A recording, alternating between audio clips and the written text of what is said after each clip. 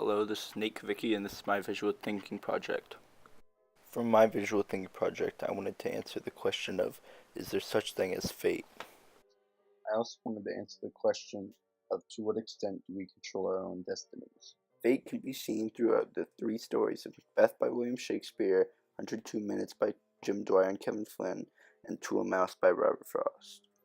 In Macbeth, this idea of fate is very prominent with what Shakespeare puts in the book, such as the witches stating prophecies of his future as king, even though that is a very, very long ways away in the story, as well as the prophecy stated by the witches that he will never be defeated as long as his opponent is born of woman, in which Macduff later defeats Macbeth due to Macduff being born of C-section, thus not being exactly born of woman.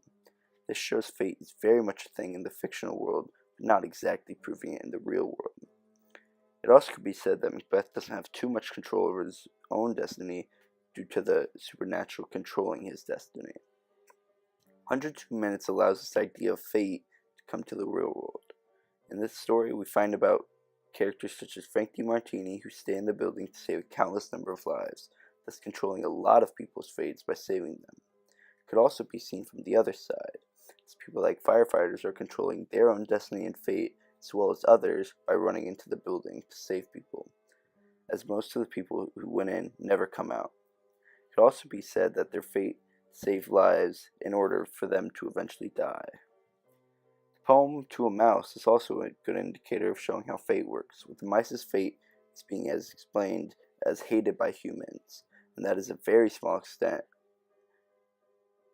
of being able to control their own destiny due to them just being mice. A modern example of fate could be the most recent royal wedding, with how Meghan Markle was just taking pictures by the Buckingham Palace years ago, but now she's royalty. It could also be said that the fate of that photo is that she would eventually marry into the family. The one issue with fate is that it can be interpreted as just a simple coincidence instead of solid evidence of fate. That's where the fact is no longer, and it is just opinion. Overall, even though it may be hard to see in action, but I believe that we follow fate in our life and that we may be able to control our own destinies at some points in life, but not always fully because others are trying to control theirs as well.